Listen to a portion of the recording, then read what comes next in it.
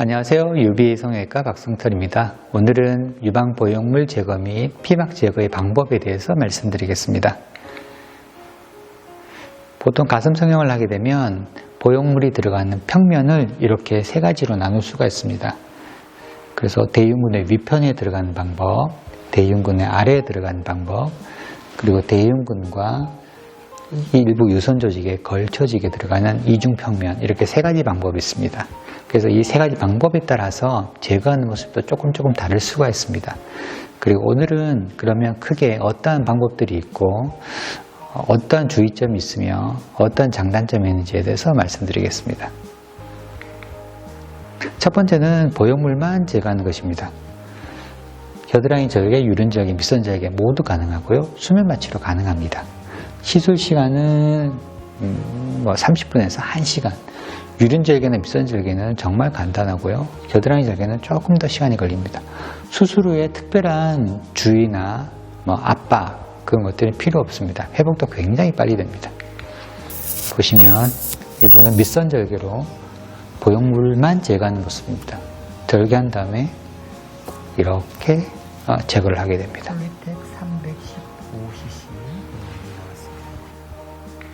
두 번째는 부분 피막 제거술입니다. 겨드랑이 절개, 유륜 절개, 밑선 절개 모두 가능하고요. 수면 마취로 할 수 있습니다. 시간은 1시간에서 1시간 반 정도 소요됩니다. 수술 후 특별한 주의나 압박이 필요가 없습니다. 그래서 피막이 앞쪽 피막, 뒤쪽 피막이 있으면 뒤쪽 피막은 제거하지 않고 유륜 절개나 밑선 절개, 겨드랑이 절개를 이용하여서 들어가서 이 앞쪽 피막만 이렇게 제거를 하는 것입니다. 제거를 한 피막의 모습은 이렇게 나오는데요. 특별하게 큰 혈관을 혈관을 손상시키지 않기 때문에 특별하게 압박을 하거나 특별한 주의는 필요하지 않습니다. 지금은 겨드랑이로 내시경을 보면서 앞쪽 피막을 분리하는 모습입니다. 이 아래에는 보형물이 있습니다. 그래서 피막을 주변 조직으로부터 이렇게 방리를 해서 분리를 합니다. 보통 피막을 제거를 할 때 피막에는 피막을 먹여 살리기 위해서 이런 혈관들이 굉장히 많습니다. 그래서 피막을 제거하는 게 집중을 많이 요구하는데요. 그래서 출혈에, 특히 출혈에 많은 신경을 써야 합니다. 세 번째는 피막 전절제술입니다. 전절제술이라면 완전히 제거한다는 뜻인데요. 피막 전절제술에서는 유륜 절개나 밑선 절개를 주로 많이 합니다. 그런데 일부 겨드랑이 절개로도 가능한 경우가 있습니다. 자, 예를 들어 유선 밑에 보형물이 있는 경우에는 겨드랑이로도 완전하게 제거할 수가 있습니다. 전신 마취가 필요하고요. 그리고 시간은 2시간가량 소요됩니다. 구형 구축이 있거나 보형물의 파열, 장액종, 유방 보형물병증, 유방 보형물병증이라면 가슴 성형 후에 관절에 통증이 있거나 루푸스, 그리고 결막염, 갑상선염, 흉막염, 그리고 피부에 어떤 두드러기나 알러지가 심하게 나는 경우, 그런 경우를 우리가 이제 유방 보형물병증이라는데, 그러한 경우에는 피막을 모두 제거를 해줘야 됩니다. 그리고 수술 후에는 압박을 해줘야 됩니다. 자, 보시면 피막을 이렇게 완전히 제거를 하는 건데요. 문제는 이 갈비뼈 사이에 있는 이 근육에서 이 몸통에서도 수많은 혈관들이 이렇게 올라오게 됩니다. 이렇게. 이 혈관들은 이렇게 유두까지, 피부까지 이렇게 혈액을 공급하게 되는데, 굉장히 큰 혈관들이 관통해서 올라오고 있는데, 이 혈관들은 자칫하면 굉장히 급격한 출혈을 유발할 수가 있습니다. 그래서 지혈에 정말 신경을 많이 써야 합니다. 제거한 보형물과 피막의 모습인데요. 이 피막을 이렇게 나누어 보면 이렇게 앞뒤로 나뉘어지면 볼 수가 있습니다. 앞피막, 뒷피막, 앞피막, 뒷피막, 이렇게 동그랗게 4개의 피막이 나뉘어지는 것을 볼 수가 있습니다.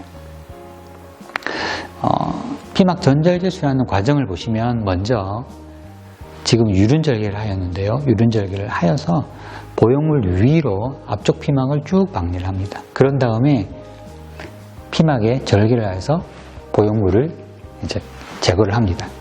왜 보형물을 앞피막만 한 다음에 제거를 하냐면 앞피막 보형물이 있으면 앞피막은 우리가 육안으로 볼 수가 있는데 보형물이 있으면 뒤쪽 피막은 우리가 육안으로 볼 수가 없고 우리가 수술 기구가 들어가지가 않습니다. 그래서 일단 보형물을 제거를 하게 되면 지금 요 보시는 것이 앞쪽 피막인데요. 앞쪽 피막 주변으로 해서 이제 보형물이 있던 공간이 이제 빈 공간이 되면서 이 뭔가 수술할 수 있는 스페이스가 나옴을 볼 수가 있습니다. 그런 다음에 피막을 조심스럽게 당기면서 뒤쪽 피막을 제거합니다. 이때 시간이 많은 특별한 주의가 필요하고 많은 시간이 소요가 됩니다. 지금 피막을 제거하는 모습이네요. 예, 그래서 마지막 피막 박리를 다 마친 다음에 피막을 제거하는 모습입니다. 그래서 앞쪽, 뒤쪽 지금 보형물을 제거하였던 요 절개가 보형물을 제거하기 위해서 가했던 피막의 절개고요. 그러니까 여기가 앞쪽이 되겠죠. 앞쪽 뒤집어 보면 여기가 이제 뒤쪽 피막이 됩니다. 네 번째는 앙블락 제거술입니다. 유륜 절개나 밑선 절개만으로 가능하고요. 전신 마취가 필요합니다. 시간은 조금 더 소요됩니다. 피막 전절제술과 비슷한데요. 피막 전절제술은 아까 말씀드렸듯이 앞쪽 피막을 박리를 하고 그 다음에 보형물을 제거를 하고 그 다음에 여기 뒤쪽 피막을 박리를 하는데 앙블락을 할 때는 앞쪽 피막, 뒤쪽 피막 모두 동시에 박리를 한 다음에 피막에 보형물이 쌓여진 채로 이렇게 제거를 합니다. 제거를 해보면 이렇게 보형물이 피막에 쌓여진 채로 나옵니다. 그래서 특별히 이러한 경우가 필요한 경우는 역형성 대세포 림프종으로 진단이 된 경우, 자, 예를 들어 장액종이 있어서 병원을 가서 장액종을 뽑아서 조직 검사를 하였더니 역형성 대세포 림프종이에요 라고 진단이 되면 그때는 보형물과 피막을 완전 제거를 해줘야 되는데, 자, 보시는 것처럼 이 보형물 주변에 있는 이 장액에는 이미 림프종의 암세포들이 이렇게 많이 퍼져 있습니다. 이런 상태에서 아까 전절제 하듯이 절개를 하고 들어가서 이걸 터뜨려서 보형물만 먼저 제거를 하게 되면 이 암세포가 포함된 이 장액들이 주변으로 퍼져나가게 되고 그러면 암세포의 전이를 유발할 수가 있습니다. 그래서 이러한 경우에는 반드시 이렇게 쌓여진 채로 이렇게 제거를 합니다. 지금 보시는 모습은 밑선 절개로 앙블락으로 제거를 하는 모습입니다. 상대적으로 절개에서 가장 먼 부위가 시야가 좋지 않기 때문에 보형물이 가려져서 손이 잘 안 들어가기 때문에 상대적으로 절개가 피막 전절제술에 비해서 조금 더 길어지게 됩니다. 제거를 한 모습이고요. 제거를 한 다음에 이렇게 잘라보면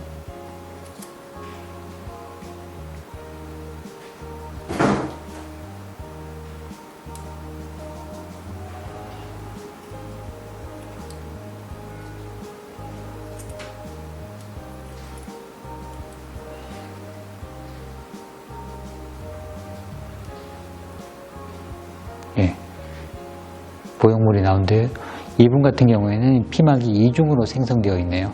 피막 안쪽에 다시 피막이 또 있습니다. 다시 여기 장액종과 출혈이 있고요. 요 안에 다시 절개를 하면 또 피막이 나옵니다.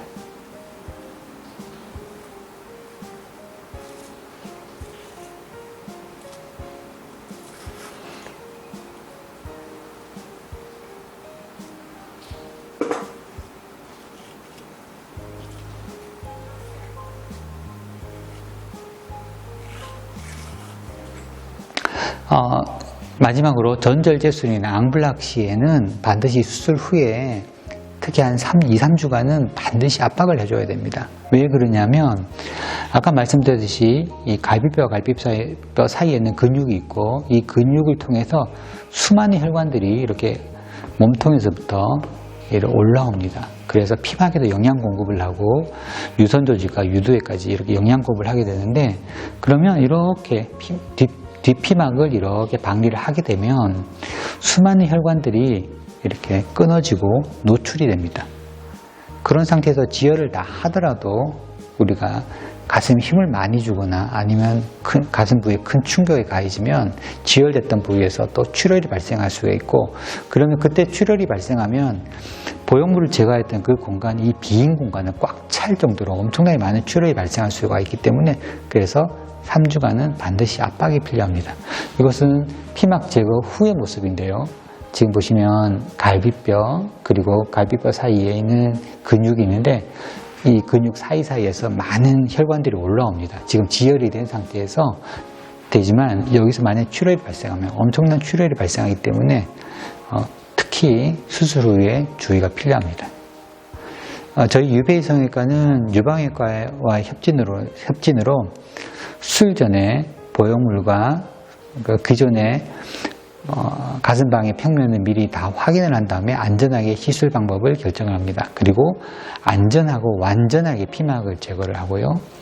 수술 후에는 제거한 동영상과 피막 사진 그리고 실물을 다 보여드립니다. 그래서 여러분께서 안심하고 시술을 받으실 수 있습니다. 여러분 시청해 주셔서 감사합니다.